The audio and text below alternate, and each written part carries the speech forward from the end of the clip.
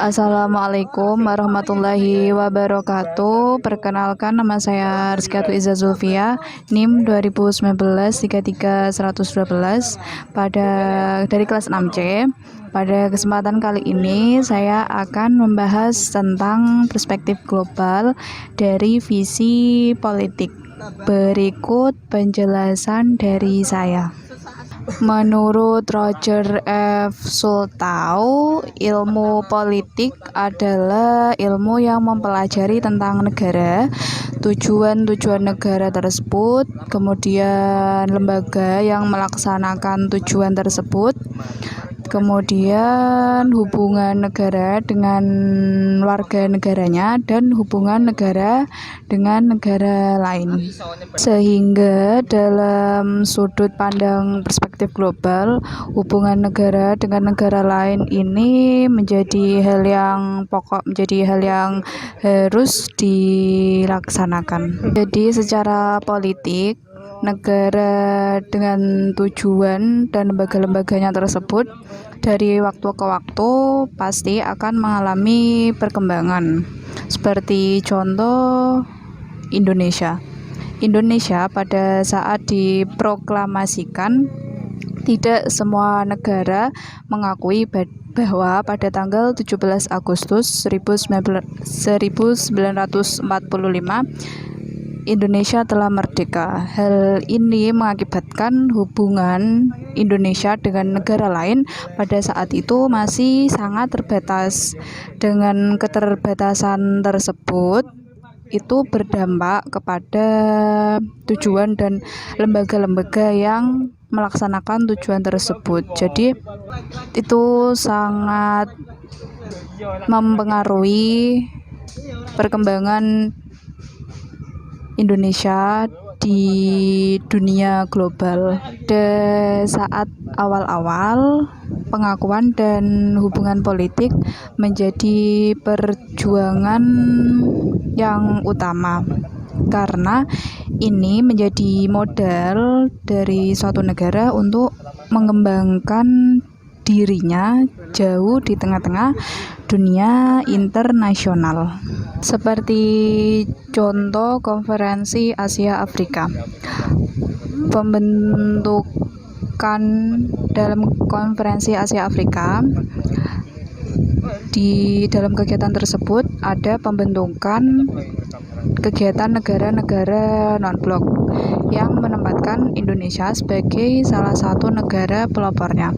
Hal ini menjadi keuntungan bagi Indonesia karena dengan begitu meningkatkan pengakuan dari negara lain bahwa Indonesia memiliki kedudukan dalam peristiwa bersejarah, salah satu peristiwa bersejarah. Karena hal itu merupakan salah satu perjuangan politik dari Indonesia. Dalam bidang politik, Indonesia berpegang kepada asas luar negeri yang bebas aktif. Hal tersebut meningkatkan kedudukan Indonesia, terutama dalam bidang politik luar negeri. Maksud dari politik bebas aktif itu Indonesia, ketika ada negara yang sedang konflik, Indonesia tidak memihak kepada salah satu negara tersebut, melainkan Indonesia menjadi penengah atau menjadi pihak yang netral bersama dengan negara-negara lain untuk mengatasi konflik tersebut.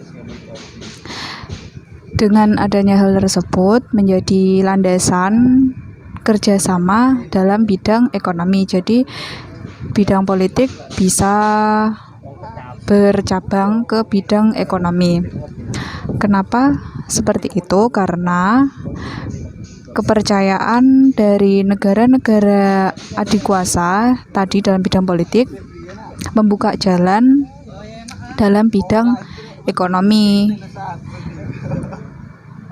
Ketika hal tersebut sudah terjadi, menjadi keuntungan bagi Indonesia karena membuka bantuan ekonomi dari negara lain. Oleh sebab itu, pembangunan Indonesia di masa sekarang ini lebih menitik beratkan pada bidang ekonomi. Dari beberapa sejarah atau peristiwa di masa lampau tadi yang telah saya sebutkan, membawa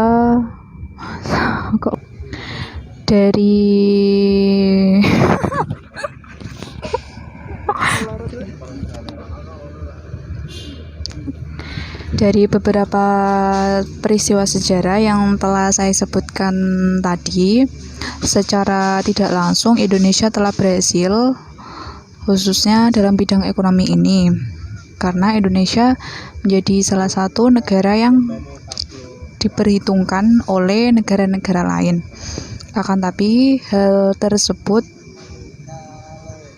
tidak serta-merta selalu membawa dampak positif. Ada juga dampak negatifnya, terutama dalam bidang ekonomi. Karena apa? Karena dengan adanya itu, Indonesia masih sangat bergantung terhadap negara lain. Oleh sebab itu, pembangunan nasional Indonesia untuk masa modern saat ini lebih menitik beratkan pada bidang ekonomi agar Indonesia tidak ketergantungan dengan bantuan dari negara lain.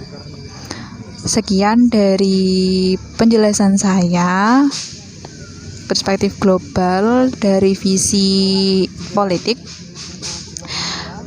Mohon maaf apabila ada kesalahan. Wassalamualaikum warahmatullahi wabarakatuh.